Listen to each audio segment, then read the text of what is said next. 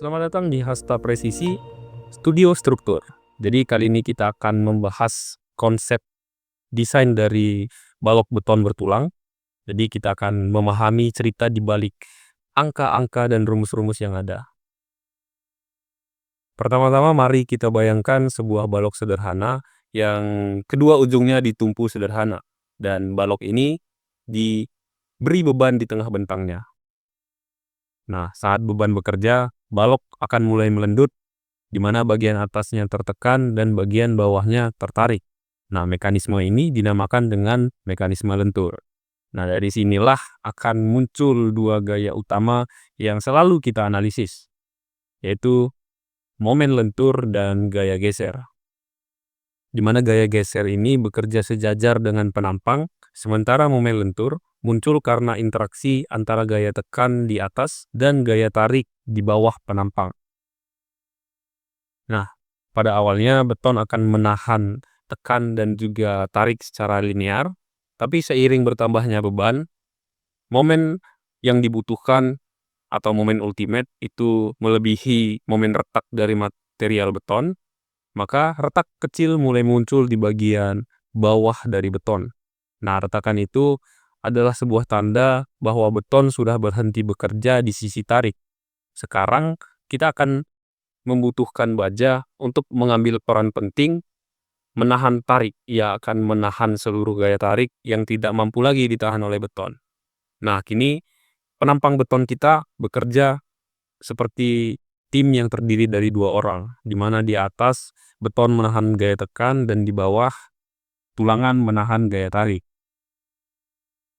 Dari kerjasama tarik oleh baja dan tekan dari beton kita, maka kita dapat menghitung kapasitas momen penampang beton bertulang. Nah, kita akan gambarkan diagram tegangan penampang kita, dan untuk memudahkan analisis, area tekan beton kita akan sederhanakan menjadi sebuah blok persegi panjang dengan tinggi A, dan kemudian dengan tegangan efektif 0,85 Fc prime.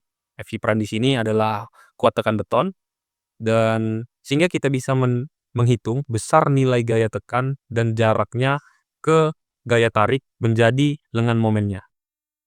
Nah, karena kita sudah dapat lengan momen dan gayanya, sekarang kita bisa menghitung momen nominal balok.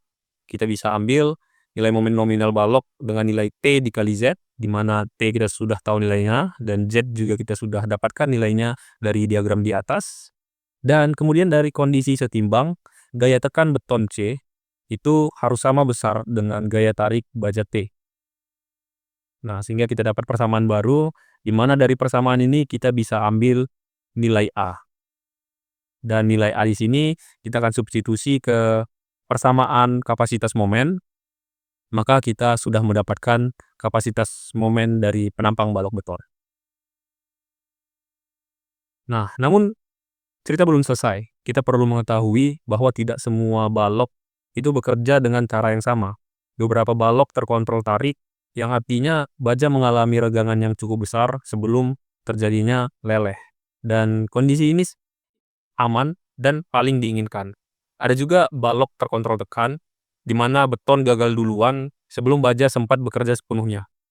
Nah, semua ini tergantung pada perbandingan antara regangan baja atau epsilon T dan regangan leleh baja atau epsilon Y.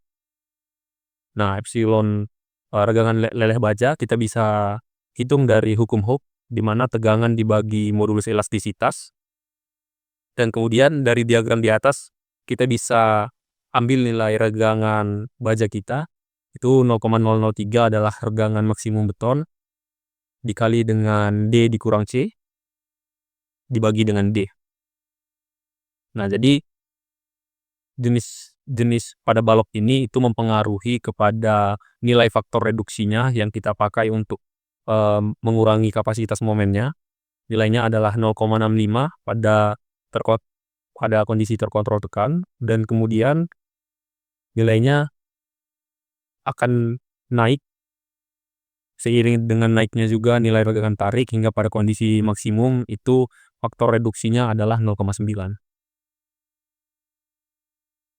Nah, kita sekarang sudah mendapatkan nilai faktor reduksi, kita juga sudah bisa menghitung nilai kapasitas momen. sehingga kita tinggal membandingkan dengan kebutuhan momen dari penampang balok kita dari analisis struktur. Terima kasih sudah menonton.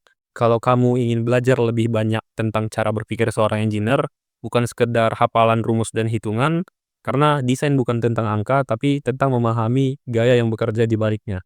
Dukung channel ini dengan like, subscribe, dan nyalakan notifikasinya.